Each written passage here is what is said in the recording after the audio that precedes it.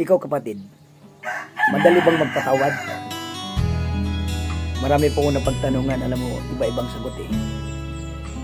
Depende daw sa sakit na kanilang naranasan, ano. Ang pagpapatawad ay, kung ako lang tatanungin, medyo mahirap, ano. Ang hirap.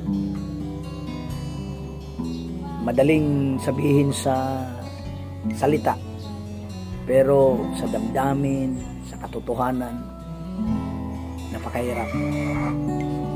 Pero ako'y naniniwala na magamot lang yan kung buong-buo mo na ipagkakatiwala sa Diyos. Kasi kung ikaw lang, tayo lang, mukhang palagay ko hirap. Kaya kakayanin po natin dahil po sa Panginoon, dahil sa biyaya niya. Naalala ko na naman yung kanta ng yung laging, yung kinakanta ko lagi na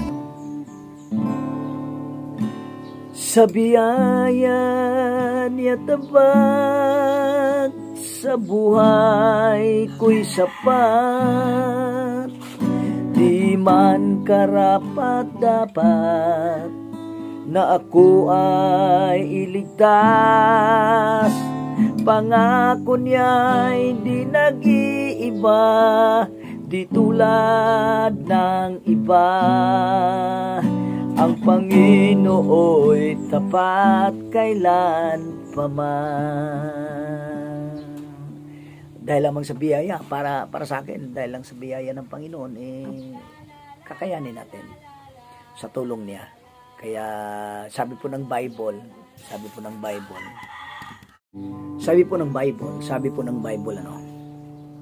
sabi po dito, sa Colossus chapter 3 verse 13, magpasensya kayo sa isa't isa. Kung may hinanakit kayo kaninuman, magpatawad kayo gaya ng pagpapatawad sa inyo ng Panginoon. Ulitin ko, magpasensya kayo sa isa't isa.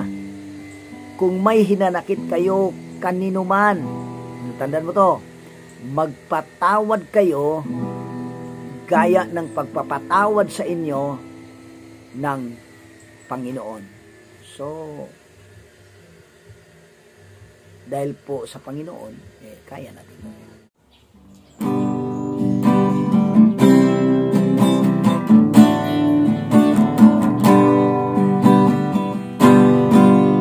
Patawarin mo at mahalin ang kaaway mo,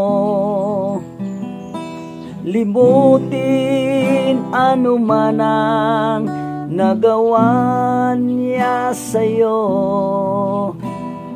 tulad ng pagpatawad ng Panginoon sa'yo sa mga kasalanang nagawa mo.